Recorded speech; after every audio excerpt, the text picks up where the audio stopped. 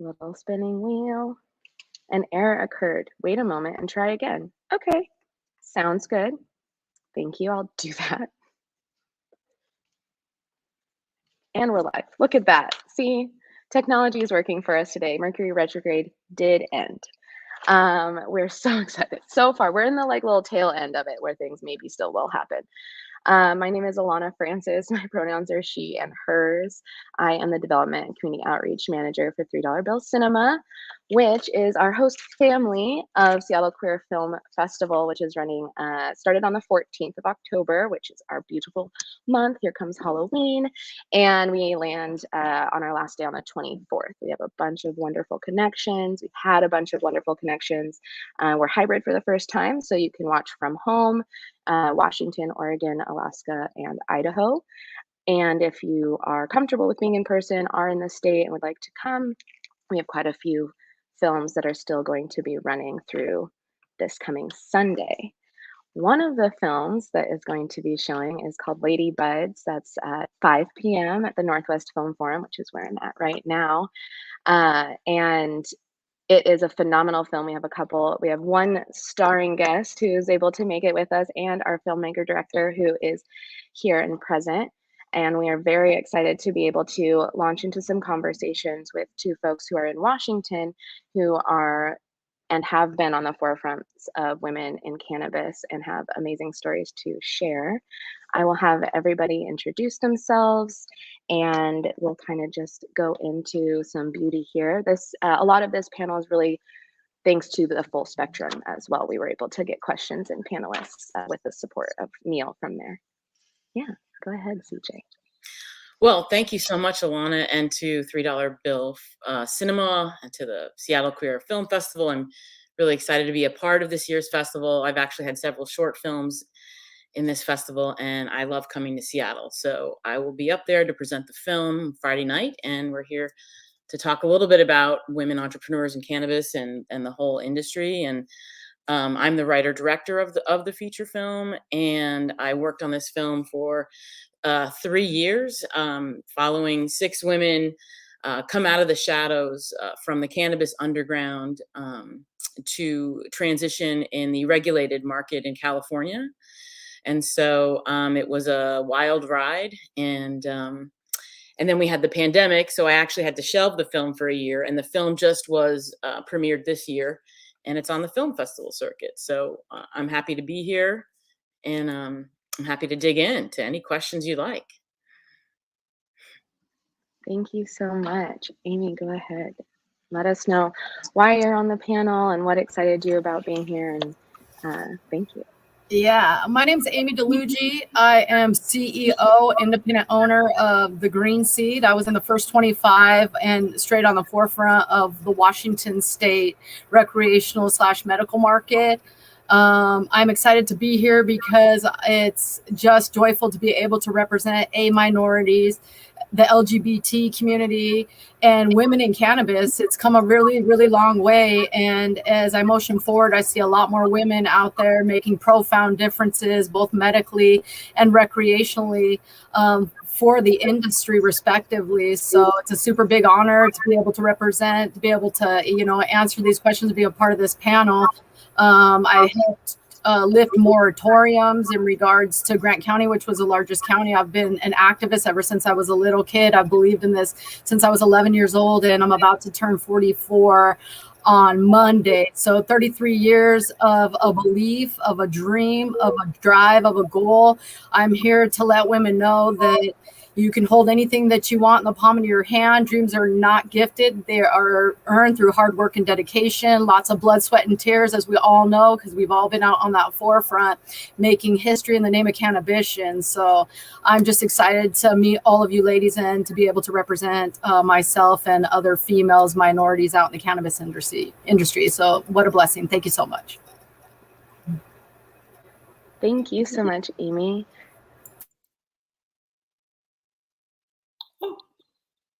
What happened? Alanna, you're muted, Alanna. Oh, just kidding. Welcome back. It's me. Thank you so much, Amy. Karyn, would you please share with us why you are here and gracing us with your presence? Oh, thank you. Thank you so much. Well, my name is Karyn Wagner, and I am, well, I think you would call me a serial entrepreneur. And so when the cannabis industry first had medical cannabis in California, I became involved and had the very first branded collective up here in Humboldt County. You can kind of see that in the background. It was called Tea House Collective. And then when we were approaching legalization, I became the largest women-owned extraction company in California. It was kind of through those channels that when CJ was looking for women or interviewing women to be, to follow them through this legalization process, that was how we met. We met through the group Women Grow. So I became involved with the film, and we'll talk a little bit more about that, but I became involved in the film for 3 years with CJ filming everything. Everything. Wow, 3 years. That's a beautiful project. And thank you for sharing it with us all. We're excited to have it here. And then Linda, would you please share with us who you are and why you are joining our beautiful panel of phenomenal females today? You're muted. You did an Alanna, and you're muted as well. There we go. There we go. My name is Linda Bautista. I'm originally from the Fruit Bowl of America in Yakima, Washington. I've been dealing with cannabis, let's be real, since it was illegal and I was a youngster. And then I found cannabis, medical cannabis, when I moved over to the west side of Washington. I started out like a volunteer and doing everything from working at a front counter to helping cars park at some of the markets that we had. And from there, I just grew as legalization started to grow in this state. Even with the medical before we had the 502.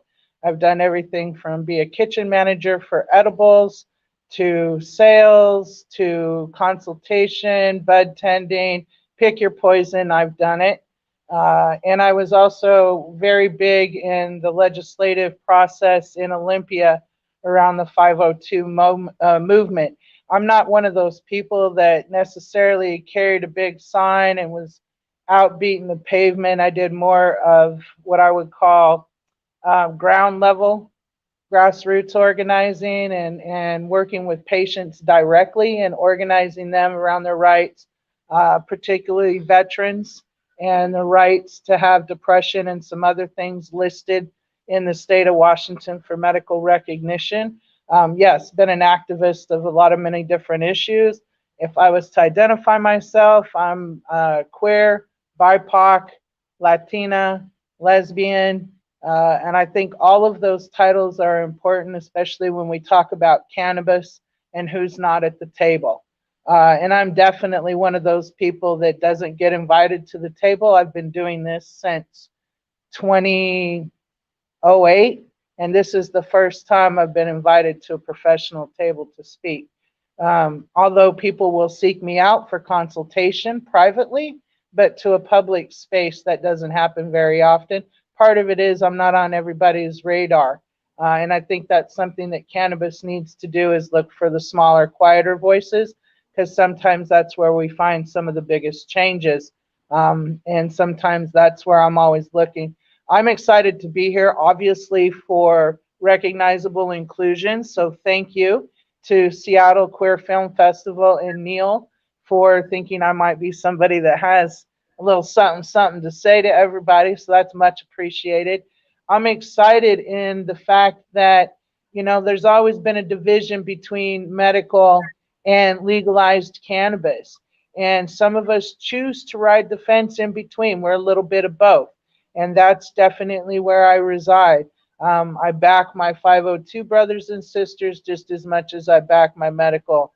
Whether you say it's underground, legit, however you define it, I've got my people's back, because the change ain't done. We're not done yet. That's for sure. That's for true. And that really leads into our first question. I mean, We were talking about we're setting up for the film festival around us. So we're in the real midst of everything these days. And we're really excited to kind of dive into some of these questions because various industries are impacted by women, queer folks, QT BIPOC folks, people who are in these intersections, and what needs to change when it comes to equity and equality in cannabis. I would say the film 1000% taps into what needs to change and really comes against really real barriers that people were engaging with and probably still are. How, Amy, have you dealt with that? What has kind of gotten you into these forefronts and then to make change? Because you had also mentioned doing this work for many, many years. And yeah, maybe if you'd like to go ahead and take it from there, and then we can dive in from whomever. Absolutely. I think that there needs to be more grounded recognition in regards to female activists that are out there and supporting the cannabis industry, the true movers. It's always been considered a male dominant industry. And as I start to see the cannabis industry motion forward, since I have been a part of it for a really long time, I'm starting to see that there are a lot more female movers out there, female historians that are prominent in regards to doing the types of things that are a necessity to gain respect nationally and worldwide. So, I mean, when it comes down to equality, I've never really held on to things like that because I personally believe just being female, being Latin, being lesbian, I've been faced with a lot of stigmas, but I've never let that get in the way of between my own mentality and my goals and the things I want to see emerge in my own life. I think it's very important for us to stand up as females and let other females know from a personalized perspective that we all have the ability. It doesn't matter. It's not race. It's not color. It's not sexuality. It comes down to a mindset and understanding that you have the ability to do whatever you want to do in life and to go out there and to support one another through the hardships. I mean, I think a lot of people look at the cannabis industry and they think it's just this easygoing thing where we've all got millions of dollars that are backing us. And it's a lot of blood, sweat, and tears. It takes everything that you have. I mean, I've laughed with other females and males in the industry. I've broken down, I've cried with other females and males in the industry. It takes a community to grow a community, and we are a community. We are the cannabis community. So I think that a lot of that's been lost in regards to it being so transactional now that we forget that we do have that support and we should be supporting one another.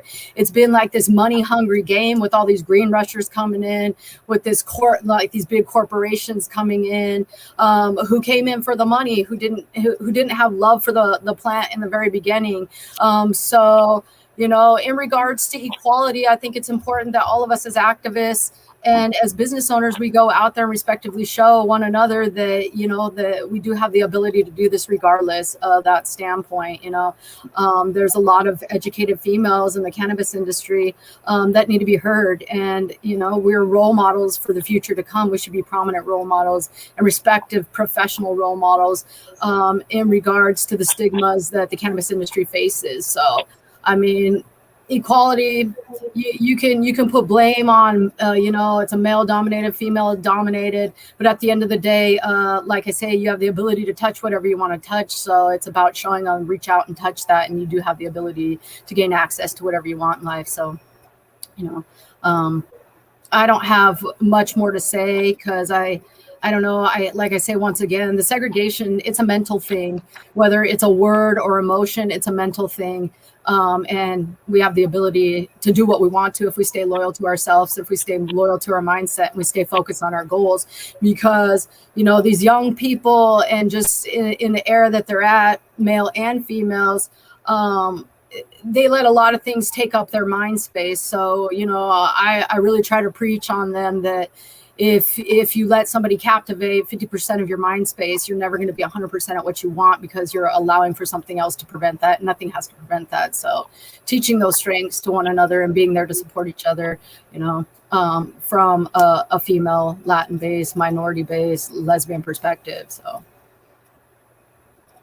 Okay. I think feel free to jump in bounce there. off each other. Yeah. I'll jump in there. I think Karyn was jumping in. Okay, so I'm sorry. I agree with what you've been saying, Amy. We are a community, the cannabis community. We are a community. We've been battered quite a bit by the big corporate interests who have come into the community and kind of wiped a lot of us out as a result. We're seeing that very much so right now in the weed apocalypse, as they are calling it, or weed calypse or whatever. We're seeing in California right now. So our community's been battered. And those of us who have been active, we do our best to stay active and stay connected and still talk to one another and cry on one another's shoulders. But we have to, because otherwise the big boys, the corporate interests will completely come in and take over all of us if they can, if we do not stay strong. Absolutely. Linda? I had a couple different I had a couple different things when I read that beforehand, and I think, as a person of color, I personally cannot forget the fact that it's a predominantly white male industry, in so much as even owning a collective. The prison pipeline, if you will, people with felons, if we already know that men of color are predominantly being arrested at higher proportions, and when they get out, therefore they're going to have a higher proportion of felony arrests, which makes it so that they're not able to engage in the industry equally as white men. So that's an access issue. And it's also not necessarily as much of an issue for women as it is for men of color. I think banks play a huge part in whether or not people are able to enter into the industry, whether you can get loans, small loans. If you look at the Small Business Association, just for regular small businesses, the fastest growing small businesses in America are small businesses owned by Latinas. And yet, if we don't have access to loans, microloans, and things like that, we marginalize them even further from being able to have equitable access into this new market and this new industry. So there's so many layers. That leads me to the next layer of education. I work in education. I have students right now, 8th graders through 6th grade, that are getting ready to learn how to grow hydroponics, but I can't talk to them about cannabis hydroponics. And I'm like, you want to have certain kids have more of an interest in the cannabis industry, then we need to find a way to normalize it. Because as long as we keep it as something that's illegal or negative, in a school where I'm at, where it's 80% minority, free and reduced lunch, if I can get a kid excited about a STEM class, about math, science, engineering, botany, then I want to talk to them about cannabis. I want them to be the next wave. And I can't. That normalization hasn't happened. If anything, cannabis is still treated illegally. So even that youth inequality of access to information.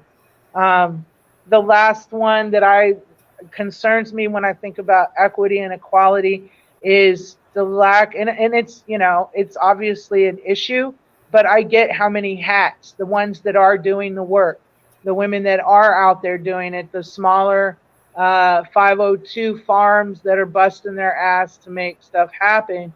But we need to find a way to create a pipeline for mentoring and internships, paid internships for college students that are in those STEM classes, that are doing botany, that are doing genetics, all of those things. We don't team up with colleges and universities and figure out how to get some of our grad students working as interns in a lab so that they can help do extraction or find the medical benefits behind that. I don't know. Those are some of the things that kind of popped into my head when I thought about this. Thank you. Thank you. I think what we kind of heard was that there's a blend. There's a blend of mentality and things that we're being told that may tear us down, but there are very real systemic issues that impact our identities and identities that intersect in various industries, within film, within cannabis, within you know, kind of everywhere. And the more that we are able to kind of break these things down within ourselves, the more we can come together and break them out longer term and societally and systemically. I think those things are very real. CJ, I would love to hear what motivated you for creating this film. There was a lot that we've been hearing. Our conversations and themes that are very real in the film. I got to watch it. If you're virtual and watch the film, you could have watched it before Friday, but yeah. Yeah. So in 2016, when cannabis legalization was on the ballot in California, I was really intrigued by how many women I had been meeting who were in the space at networking events, at cannabis farmers markets. And, you know, I read a statistic somewhere that said 36% of leadership roles in the cannabis industry were held by women. I don't know how factual or true that was, but it did get me my curiosity going to really look into this, because for me, it sounded like it was unparalleled in any other market.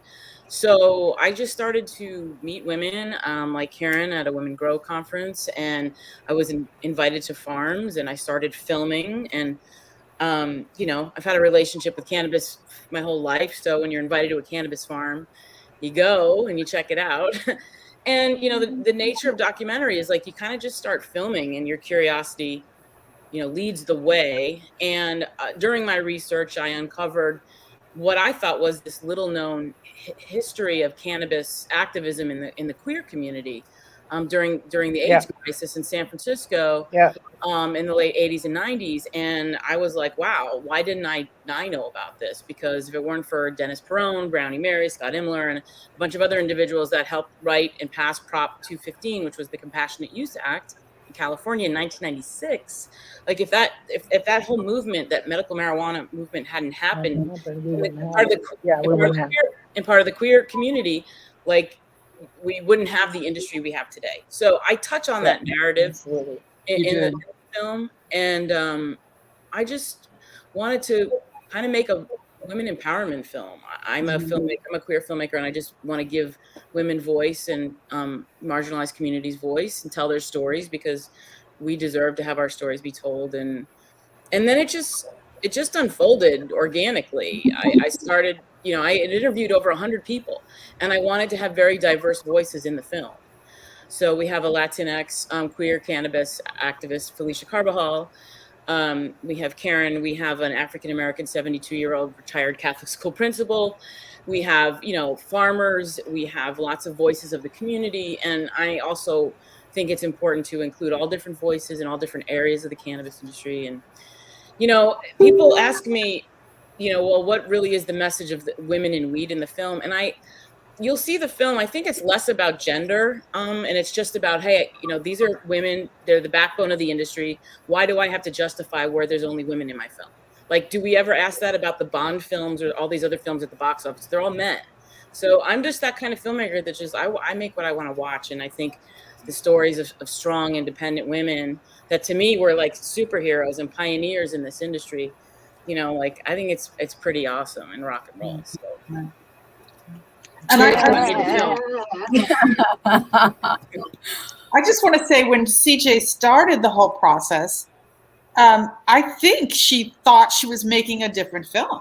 I think she thought that she was making a celebration. You know, like, oh, wow, here we are. This is what we're doing. Wow, great. Totally. You know, because as she says, you know, there were so many women in leadership roles, and that's what she was kind of exploring.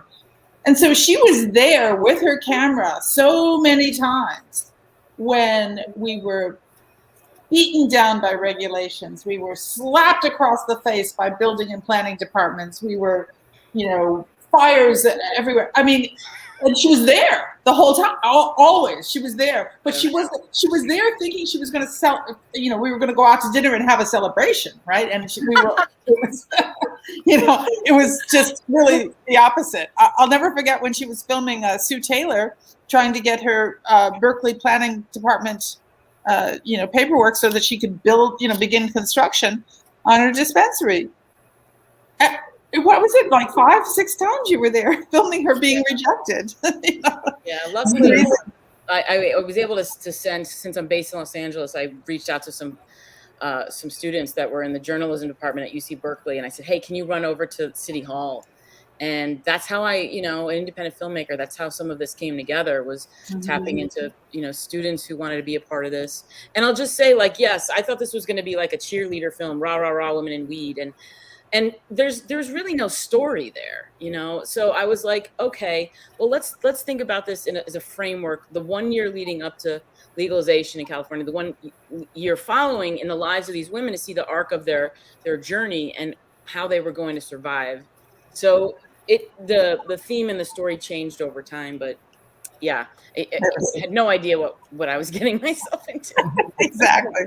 The struggle's real. The struggle's real. Right. That it is. That it is. Yeah. And the themes go across various states, I think, right? California really was able to launch so many conversations, and then we just saw many of those conversations continue. So to be able to tell these stories is really phenomenal. We have time maybe for 1 or 2 more questions, depending on how you all want to go and flow. But I would love to know, I wanted to know, maybe this is a shorter question, but were there any other legendary women in cannabis that have gone unmentioned, that have paved pathways before you were paving pathways? Absolutely. And yeah, what mentors did you have that were able to impact you, as many of you are doing this work and have mentioned the activism, mentioned doing work for the generations after us and the us's, right? What does that look like for you as you've been moving in your journeys? And CJ, feel free to jump in with film reference as well. Oh my God. Well, I'll just say there's just so many wonderful women and people in the cannabis industry that everybody deserves their own feature film. Their stories are so passionate about the plant and their journeys, because, honestly, these people risked their freedom to do what they were doing, to get the medicine to the people, to cultivate, to build businesses, and to work in this market that was, quasi legal, with, the medicinal market. But yeah, I mean, there's plenty of women that I would have, wanted to continue to film, but I'll defer to the women who are in the industry and who may have been your mentors and who are a part of your history. For me, there's just too many to mention, but they're so awesome. We already had a wonderful community of activists and everything that did launch 215, which propelled the whole United States into this new world of cannabis. And Ellen Comp, Andre Special, there's so many. It's really hard to name them all, but they were the backbone of change to take us to this next level at this time in cannabis. So, yeah. I want to say for my greatest I mentor, don't know if I'm.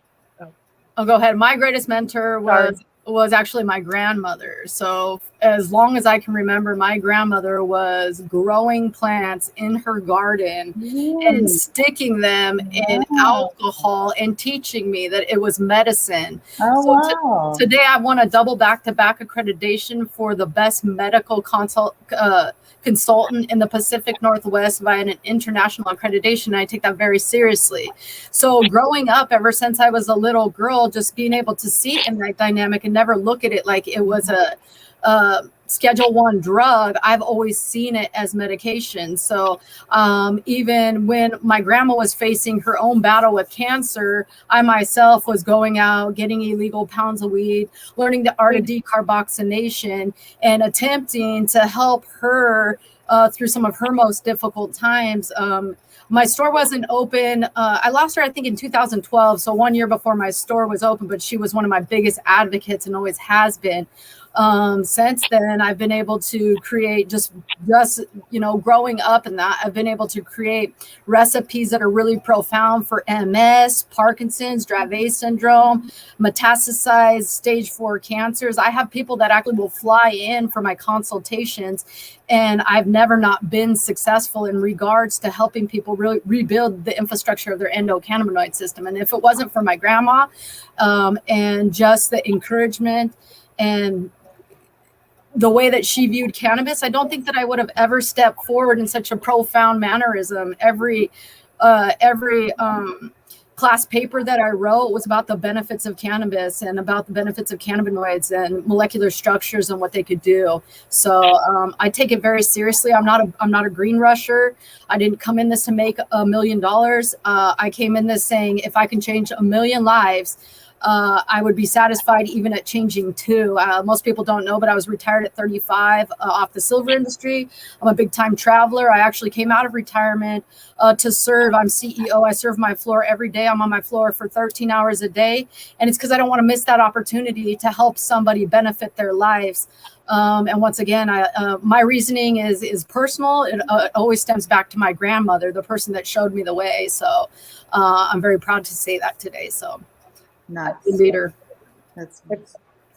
I think for me, when I entered into the cannabis industry as a young person, it was interesting because my whole reason for doing what I did at a young age was I was dealing with LGBT queer folks, right? And I knew that there was a niche market there. And as a woman, it would be safer for me to provide what they were needing in that community. And so in some ways, I was my own first cannabis hero, so to speak. But in all reality, it's Grandma Cat comes to mind. She's been a big mentor for me around kind of staying sane to some degree and accepting what comes. In terms of motivation and where you look for motivation when there's not a lot of like-minded people around you. And she fought tooth and nail to make sure that children that needed cannabis medication never paid a cent for it. And that's important to me, that people that are in need, that we provide medicine at a cost-effective rate. When you hear about EpiPens being $800, things like that, the fact that folks can get epilepsy medication, get MS medication, and be the decision maker in their process. And that was a huge piece of discussion with Grandma Cat and a lot of the people that she would bring into her world. I think the next biggest piece was the first time she took me to a Women of Weed dinner that they had up in Seattle, a meet and greet with some politicians. And I walked in and I was giddy. Like there were like 50, 70 women in the room doing everything from managing their own collectives to producing products to marketing to creating film companies. It just was mind blowing. And somebody that like myself that comes out of a very feminist centered belief system, it was absolutely wonderful to walk into that room and feel the energy that was coming. I think women just provide a very different perspective. And along with that, are LGBT folks. I think CJ had mentioned the AIDS epidemic. That's really when some of my heaviest activism started with ACT UP and some of the other groups that we were doing some hardcore stuff. And at that time, my dad had gotten cancer. And that was my introduction to medical cannabis. But I think the foremost, as we go through life, we find different mentors, heroes even. And one of my sheroes, as I was doing my family genealogy, come to find out I'm a direct descendant of the very first apothecarius in Canada. So it is in the blood. On my father's side in Mexico, my grandmother was considered a medicine woman. And so the industry itself, how my father used to talk about plants, we talk about kids, same type of thing. So to me, those women are imperative in just how I see myself in this industry, but also as healers, that we have a right and a responsibility to be in this industry beyond just making money, but it's deeper than that. It really is. We're the only country in the world that calls it a yard, not a garden, because a garden is where you have healing things there for you. So, if we can get people to realize that cannabis is definitely a healing herb, imagine all the other types of things, the forwardness, and that's going to come. Yeah, there may be male chefs, but mom's the one that gets you to take the sugar with the medicine. So it's I think there's a lot of women in there. Yeah. So thank you. Yeah. Yay. Oh my, thank you so much, everyone, for sharing your stories with us and your perspectives. I know it was a quick panel, and we were able to dive into some really amazing topics in that time. I want to thank you all so much for coming again and again, and hope to be able to hear and share more of your stories over time. We'll just go through our clickers. I just wanted to thank Neil one more time from the Full Spectrum for introducing Amy and Linda to me, and so that you were able to join the panel, and CJ and Karyn for sharing story in various different ways that you have been doing that. It's been phenomenal. We do have in person, if you'd like to see the film Lady Buds, which is what kind of spurned these topics for us today, will be at 5 p.m. at the Northwest Film Forum this Friday, the 22nd. So really, because CJ made this film, I watched the film, I got excited about the film and my intersections with him, I was able to really just throw us together, and you all just were so phenomenal for doing that with us. Again, if you have anything, go ahead. No, just again, thank you to you and to the Queer Film Festival, Seattle Queer Film Festival, the $3 Bill Cinema, the lovely women on the panel. It's a real honor to be a part of this, and I'm really glad that the film is resonating and creating these conversations. And I'd love to meet with some of the folks at the festival this weekend. I'll be there at the screening to present it, and we'll be doing a Q&A with Kathleen Mullen and coming to your lovely Seattle city. So thanks for having me. And thanks for having Karyn as well. And just so, I don't know if you guys are aware, part of what I do is I also volunteer with a patient farmers market that kind of still exists in Washington.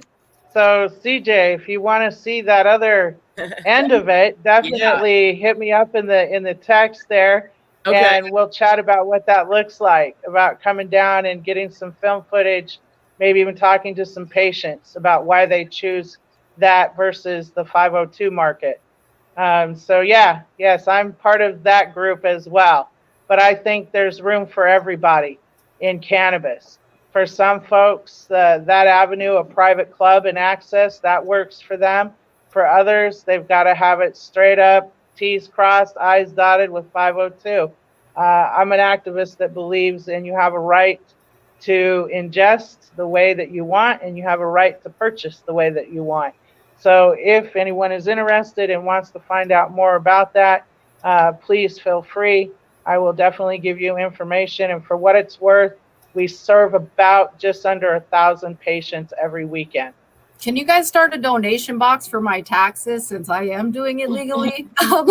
Right. Like, I'm being stripped. We will put we are doing it legally. They are patients. Patients can have up to 6 plants, and we have a right in Washington to be able to exchange for that. So, people do that in a private setting. So by definition of the language of the law, we're still within the language of the law. If not, I would assume they would come and challenge it, and they haven't. Excellent. Beautiful. So well, thank you all so much, and have a beautiful day. Yeah, ladies, everybody have a beautiful day. If you guys are ever in Moses Lake, Washington, come check me out. Come see what I've built up. If you ever need a medical consultation, I am your gal. I am a profound specialist. I love to help people change lives and the infrastructure of their endocannabinoid system. So if you guys ever need me, all my consultations are entirely free. Obviously, I'm recreational, so product is not. But if you need me, I'm here. I love what I do, and I would love to help all of you or anybody that you know. So I'm located in Moses Lake if you ever need me, okay? Thank you. Have a beautiful day.